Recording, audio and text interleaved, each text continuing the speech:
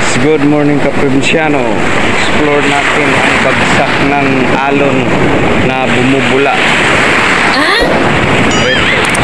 Bakit kaya pagbagsak ng alon ay bumubula siya? Bakit kaya? Bakit kaya bumubula na ano naman kasi ito? Maalat. Bakit kaya?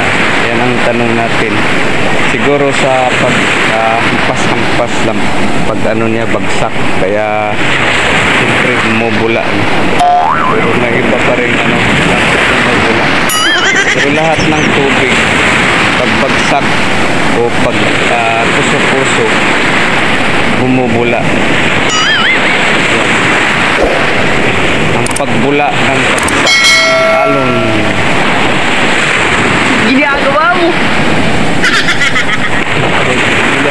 Pagbagsak ng alon,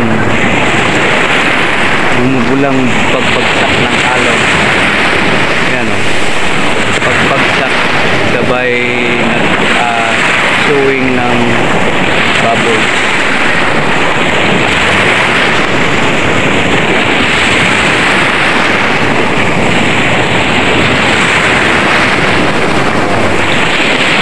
Siguro pagbagsak tapos pag ano niya, yan, nag-produce ng bubbles.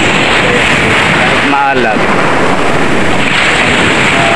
pakita pa rin ng bubbles. Malakas ang pagbagsak, kaya may magkaroon ng bubbles. So mabulang pagbagsak ng bubbles. So yun lang guys ang explore natin, ang mabulang pagbagsak ng alon.